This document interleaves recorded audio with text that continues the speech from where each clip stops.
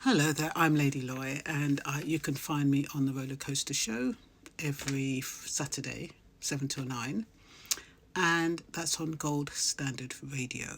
And you can also find me on Lovers Rock Radio for nostalgic vibes on a Friday, 7 till 9, on Lovers Rock Radio. So I wanted to talk about this rumour that's going around about a curfew in Brent that clubs should close at 2:30. So I've done my research and I want to share with you what I found. I've called it Raves Are Not Just Raves for Black People. Is there really a curfew at 2:30 a.m. in Brent? Lately there's been a story circulating quietly but insistently that nightclubs in Brent now have to close at 2:30 in the morning because violence that supposedly erupts when the door shuts. It's one of those stories that sounds plausible enough to travel quickly, especially in a city like London, where pressure, policing and nightlife are always in tension. But the more I listened, the more something didn't sit right with me. So I decided to look into it, not emotionally, not defensively, just factually. And what I found was silence. No public police statements, no Brent Council licensing papers citing a pattern of post-closure violence, no local reporting of repeated incidents tied specifically to clubs closing late in Brent, no evidence trail that would normally exist if a whole borough had quietly imposed a blanket curfew. Because that's the thing people don't realise. In this country, councils and police don't just decide these things informally. If there were a real surge in violence, serious enough to justify shutting down nightclubs across an entire area, or even closing them early, there would be records.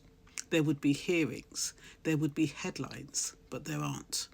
Which brings us to the rumour itself and why it matters. For many people, a nightclub closing early isn't just an inconvenience. For others, it's the loss of something much deeper. Sorry about that. For many people, a nightclub closing early is just an inconvenience. For others, it's the loss of something much deeper. Late night into early morning dances aren't just entertainment in the Caribbean culture, they are inheritance. They're how joy survived when very little else was allowed to. There were generations learned how to breathe together, to release together, to remember themselves in a world that often demanded that they shrink. When a good DJ plays, really plays, and the room is ram-packed, bodies pressed close, sweat in the air, bass moving through the floor, what you're witnessing isn't excess, it's regulation. It's people exhaling in a city that rarely gives them permission to do so. And that's why people don't drift away at 1 in the morning. That's why they stay. That's why they don't want the night to end just as the music reaches its peak. So when a story circulates suggesting that these nights are being cut short because they somehow invite violence, it does more than change closing times. It quietly reframes culture as risk. It suggests that joy, when expressed this way, must be contained. That's why I went looking into the evidence. And here's the uncomfortable truth. Sometimes what's presented as police or council rule is actually a business owner's decision. Club owners face rising costs, security, insurance, staffing, licensing fees, transport logistics, and late night operations are expensive. In a tight economic climate, shortening hours can be a survival strategy. But saying we can't make it work financially is harder than saying the police won't allow it. One sounds vulnerable, the other sounds final. Over time, the explanation hardens into fact. It gets repeated. It becomes what everybody knows. And before long, a rumour takes on the authority of law. The danger is that when violence is used as the justification without evidence, it reinforces old assumptions. That certain music attracts trouble. that certain crowds need tighter control, that certain kinds of joy must be supervised more closely than others. And it does this without ever having to prove anything at all. Let me be clear. Violence does happen in nightlife. It happens across genres, across boroughs, across demographics. But isolated incidents are not the same as patterns, and patterns are not the same as policy. In Brent, there is no public record showing a consistent wave of violence after clubs close that would warrant a borough-wide curfew. None. And that matters because policy built on perception rather than proof has consequences. It shapes who gets space and who doesn't, who is trusted and who is quietly restricted. And it does so while sounding reasonable, even responsible. What makes this especially painful is that Caribbean nights are often some of the most intergenerational spaces left in the city. You'll see elders, young people, parents, professionals, all sharing the same rhythm. That kind of communal space is rare, and once it's lost, it's very hard to get back. So this isn't about denying that safety matters. Of course it does. It's about asking for honesty. If a venue chooses to close earlier for business reasons, say that. If licensing conditions change for a specific club, explain why.